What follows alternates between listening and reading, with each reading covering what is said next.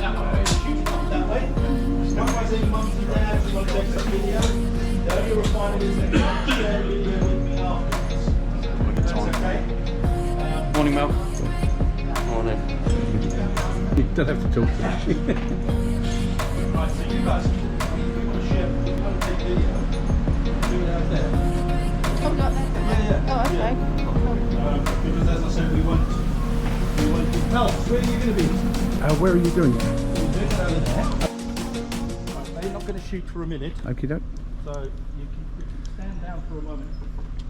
Ladies and gents, thank you. To take your ear defenders off for a moment, I'll tell you when you're going to put them on. Thank you for coming. Thank you for coming to share this this special day with us. We did this a few years ago with the Remembrance Day, and it worked quite well. So I hope today's going to work quite well. We're not going to say any prayers or anything like that, which we did on the Remembrance Day. But what I have got is I've got a few quotes from people who were actually there at D-Day, or if they weren't there, they were helping in the preparation to D-Day. And if you don't mind, I'll just read a few of these to you. They're not long, it's big printing, so as I say, hopefully it won't be too long. Did you forget your ammunition? Oh, ear defenders. A lady by the name of Joy Hunter. I joined the typing pool at the War Cabinet offices in January 1944 as part of the Joint Planning Secretariat. It was quite daunting as an 18-year-old, realizing that you were at the center of it all. We used the old big imperial typewriters that made a loud zing when you pushed the carriage across and sounded a very big bell when you eventually got to the end. It was on such a machine that I was instructed to type up the full order of battle for Operation Overlord prior to the landings on the 6th of June. Speed to Smoothie. I was 19 and on a tank landing ship that had traveled overnight from Portsmouth. I remember it like it was yesterday. We were all young. It was absolute chaos. Fred Lee. At 4 a.m. on the 6th of June, I was put on watch until 8 a.m. We were about 1.5 miles from the beach, and once the barrage started, there was so much going on and the noise was so great, I suppose it was all a bit scary. What upset me most were all the dead soldiers in the sea, one of which had his paybook hanging out. Funny how you remember the little things. When I look back now, we really went through something and survived. Richard Atkinson said, we were in an LST landing craft with a big ramp up. We could hear everything happening around us, but couldn't see a thing with the ramp up. All of a sudden they opened the doors and dropped the ramp. We came off the ramp and onto the beach and were amazed. Robert Purver. I went in with the Canadians on Juno Beach in the first wave of the landings. My job was to get to the quickest route off the beach and get the soldiers moving to them as soon as possible. When the landing craft beached and the front lowered, we ran for our lives. There were Canadians falling and dying all around me. I just kept running. George Dangerfield. D-Day was very noisy and very messy. We landed on Juno Beach at 7:30, and as soon as the big ramp went down, which was lowered before we hit the beach, we saw our men dying. Our ship carried 24 tanks and 200 Canadian troops. By 7:45, 100 of the men were dead. That day saw me quickly convert from boyhood to manhood, and it still breaks my heart every time I talk or think about those boys. Bernard Morgan. The morning of D-Day, and there was constant gunfire over our heads from Navy vessels. We were glad to have survived a memorable day and felt lucky to be alive. That first night on land was a nightmare. We slept, or tried to sleep, under our vehicles with some protection from crossfire. All night the sky was lit with tracer and heavy gunfire. George Batts. As a young lad of 18 taking part in the Normandy landings and subsequent campaigns in Northeast Europe and the Far East, they were the darkest days of my life, but at the same time the proudest. Thousands of us were involved, and after the conflicts, many friends and colleagues were left behind on the beaches, the fields and the jungles. These are the real heroes, and we must and will always remember them.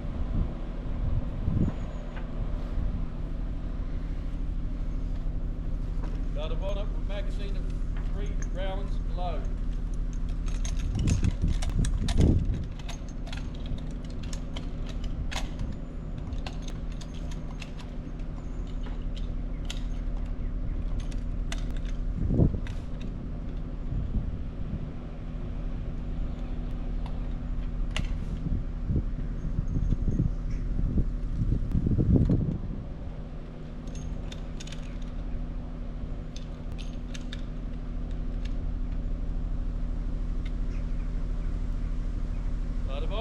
Set arms and load. Water. Fire! Load. Fire! Load. Fire!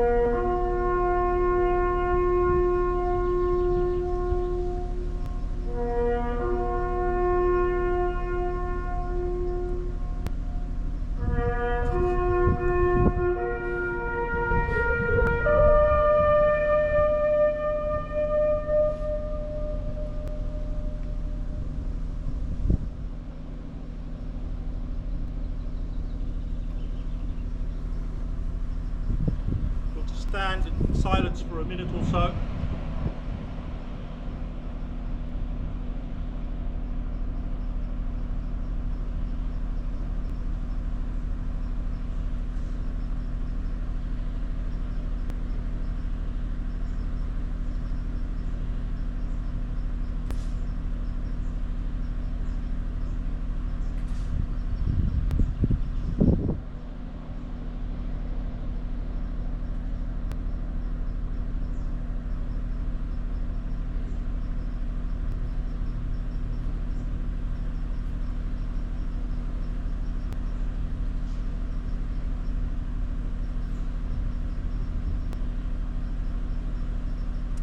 Thank you, gentlemen, for representing the club so magnificently. Your duties are done here for today, other than to allow people to have a look at your equipment. Thank you very much indeed. Thank you all for coming. Emotion. Thank you all for coming. There will be a range of 303 rifles from short magazine Lee Enfields to number 4s, and I see a number 5 looking at me in the face. So please feel free to hang around, take a few shots. We have plenty of 303 ammunition. We will, however, have to charge you for that ammunition. But everybody I see is a member, and if those are not members, don't record what I'm saying. I'm sure we'll be able to do something for you. Super. Thank you very much indeed for coming.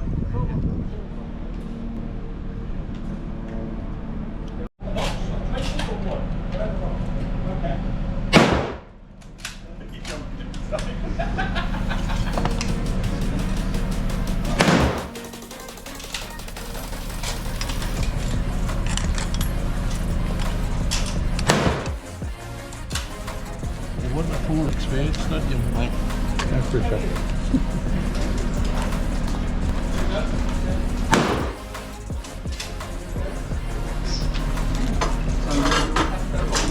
I hope it was. No, 40. Oh, is it a new one? No, during the week. Nice.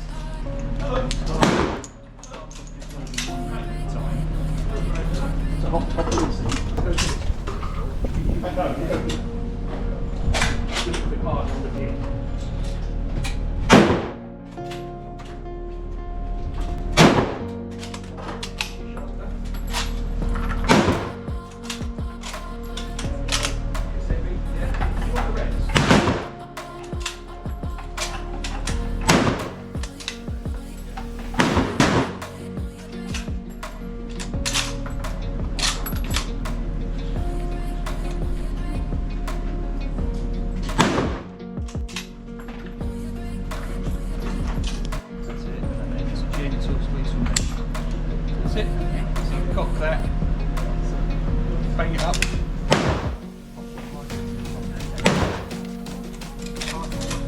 Down.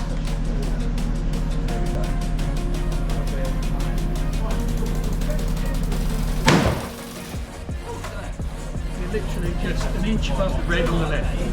Look at that. Superb. Cock it. Go again. Hard. That's it.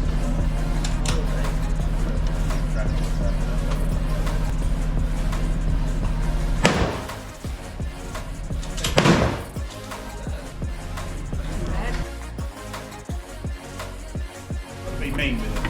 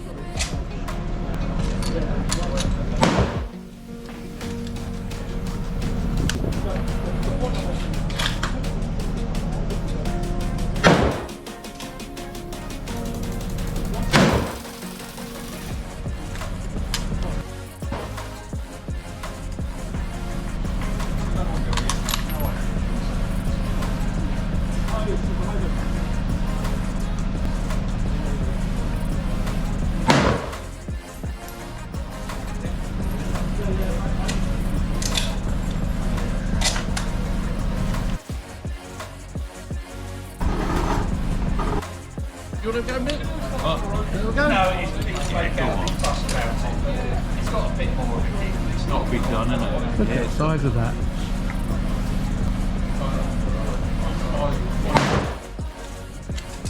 They don't like it up, Mr. Mannering. They certainly don't.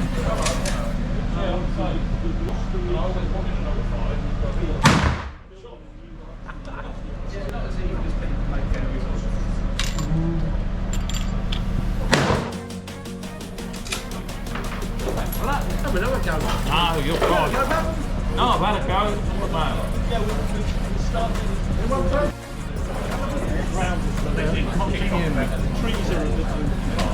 Chamber it in, make sure it's pushed all the way in, close it up. There's no safety.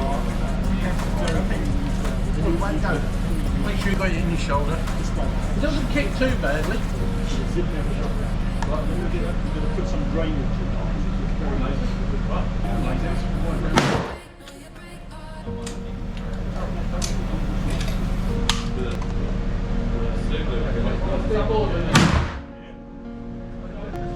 Doesn't kick too much. Yeah, that's quite nice. Thank you. You deserve it.